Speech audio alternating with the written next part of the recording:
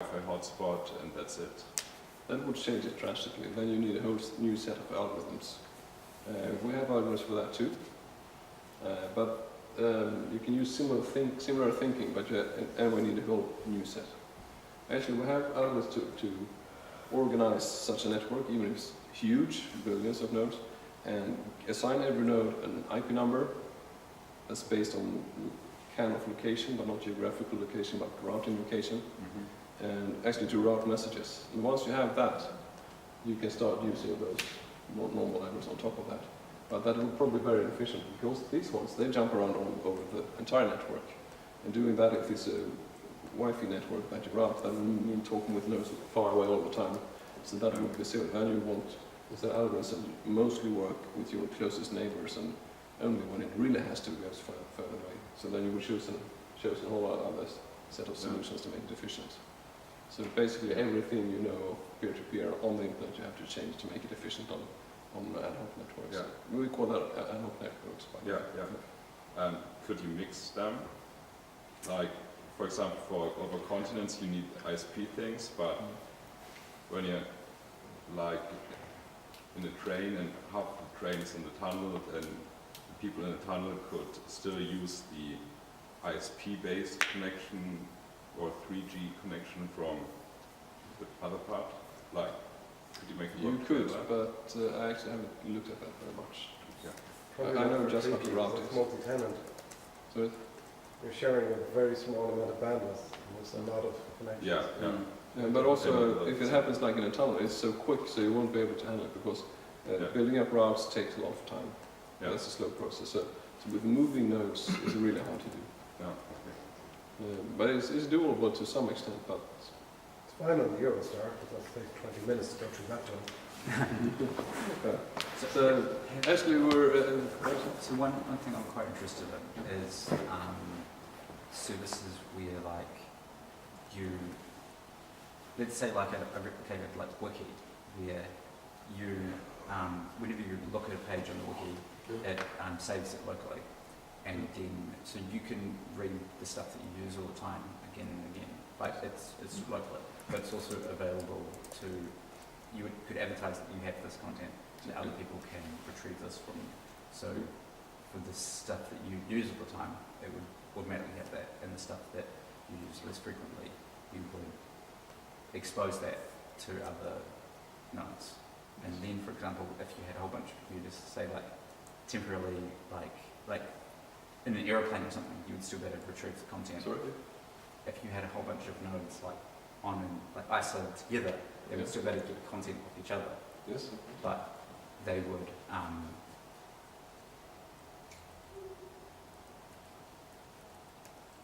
each have their own portion of the content that they could expand to. So it was like saving in the network, but saving it where it was wanted. Where it was used. It would be like saving it in the network. It would be like exposing it to the network. Yes. But you would save the stuff that you use regularly. Yeah, and saving stuff in the network or pushing it on the network, there are two things that happens when you do it. First off, things that are popular that people are anyway viewing will of course be stored. Everyone that usually stores it and keeps on sharing it for a while. Those things that are popular will be visible automatically that way.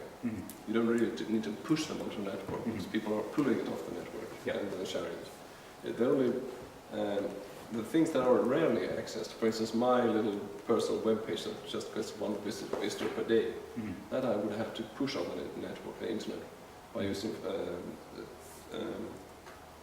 what do they call that storage? I'm getting tired of it. You have to do those storage agreement with other nodes to make it available at all times, because it's not popular enough to be available at all times. Yeah. So popular things will anyway be available trivially. That's what you're talking about? Yeah. But also, for instance, about the train situation, or as I worked with in the end of the 90s, groups of cars moving along a road. And those internet cars, we actually had used Wi-Fi between the cars. So if for instance, if you have two families traveling together, your kids can play computer games with each other all the way, as long as you're close enough to each other, and make free phone calls and everything between the cars, like a walkie-talkie or something. And you couldn't, for instance, over the normal internet, ask, well, if your friends already know the address of another car, your car will pop up, your friend is nearby now. Now you can start gaming. And if you're just, for a short while it gets too far away, you can go over the normal mobile phone network for a short while. And you can have some limit. If it stays too far too long, you can warn now it starts to get expensive. You really want to continue connecting to that car, something like that. So you can travel in convoys like that. And so that's kind of ad hoc network. We also use another thing. Cars have more and more sensors on them. So cars that meet you, you don't even know them. They could announce that it's slippery behind you. So when you meet cars, they will start warning you about it's slippery. The car will tell you that. That could backfire though. So, yeah. There could be a deer in front of you. So you announce to the car behind, watch out for the deer. What? Now the whole convoy just gets smooshed on the road. Yeah. So that was kind of some of the apps we were doing with these cars.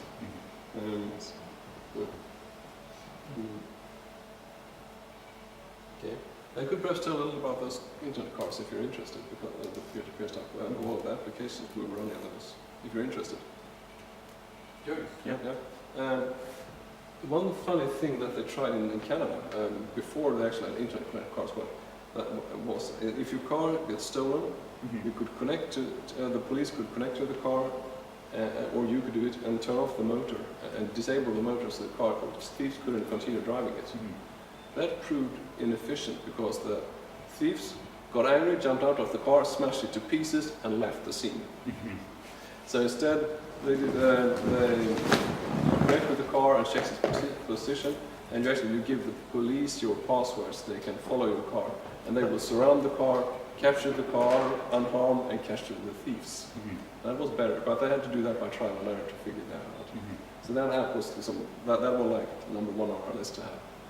Another thing that we thought was useful was if you go to the beach, you put your keys in your shoes like everyone does, or you drop them in the sand and they're gone or stolen.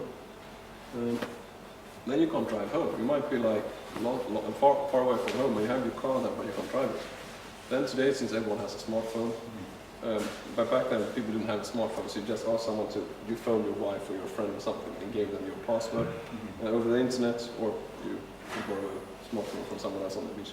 You can surf to your car, or actually it's a web server at the car manufacturer, and type in your password, and that web server will contact the car and tell it open the doors and enable the engine, not start them, just enable the engine. And then I can get in, push start and drive home, no problem, just by using my password.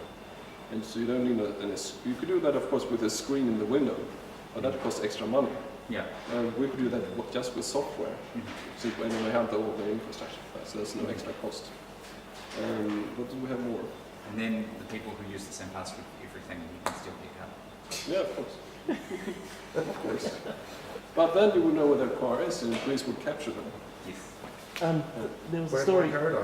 There was a story. Well, you change their password and then they can't. Well, you have that long is it the puke code? What do they call it for mobile phones? You have Pop code? Yeah, the puke code. Yeah, the puke code. So you go home and check your longer code and use that instead. It doesn't actually work though, because when your phone gets stolen, the thief will have the IMEI and pop codes on your phone replaced quicker than you can go home and click on where's my phone. Yeah, but not in our cars, because we made the cars unhackable. Even if you own the cars, you couldn't hack them because. Yeah, you should talk to Apple because they didn't make where's my phone unhackable. Where's my iPad? It's eminently hackable because I lost the phone that way. Unhackable provided that we didn't do any bugs. There was no way to trick the communication. Did they ever think of like just making the car so that like it looks at you and it says you're not authorized to drive this car? Like. But you have all that. If you don't have the key, the car will start. That's all that function. But he means look at your face. Yeah. Oh, that's not. But that's extra. That means the camera. That's extra hardware. But back then you didn't have good enough. Actually, in 1999, the face recognition that was good enough for that came. That was a Russian company. I tried it on a computer. What do you call it? Computer fair. No, what do you call it when lots of companies meet you in big hall and big show. Sorry? Yeah.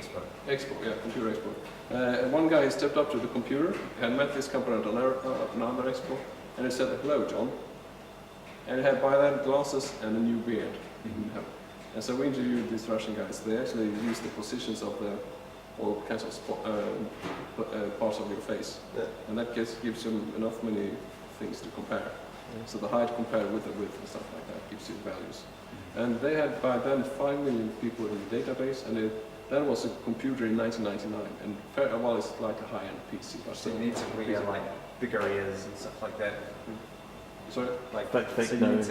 you need to wear Yeah, and fake Shane, ears. move your They're eyes. good at recognizing- And you and cheekbone extensions. But they're good at recognizing or- the difference. Like I was using one of those new Nexus 4s, and it's really good because you can like smile and it'll recognize you, or you can frown and it'll recognize you. But if you put it at someone else or a picture of you or whatever, like it won't turn on. Yes, but they could back then on those high-end PC in 1999, it took 3 seconds to identify a person among 5 million in a database. So that was over 3 pretty seconds. Yeah. So it was a bit scary to realize. But they had to have it exactly from the front back then. But I guess they solved that by now. So yeah, but we didn't have that for those cars. But we had voice recognition by then. But not to identify people, but the entertainment system, as we call it in the car industry. What do you call it? Normal people? The stereo. The stereo. So most of you do car, you have a stereo with everything, but running the stereo is the tricky part. Of course, if you have buttons on the stereo, it gets easier, but it's even easier to say auto PC, track 1, volume up. That was a standard demonstration command because everyone understood that. And we started the CD and raised the volume a little and played track 1. Not that useful because it's fast to do it with buttons on the bus stereo. And there was a little funny thing with that. The female boss for that department that we worked with, she was from South Sweden, talking a very special dialect. Minus knows what I mean. They take it. Think of like Cockney almost. When she speaks English, English also becomes a very funny English. So the voice recognition couldn't understand her English. So every time they delivered a new computer, she had to speak with it for 1 week to train it. And during that 1 week, everyone avoided her because she was really angry. So yeah, voice recognition is quite that good.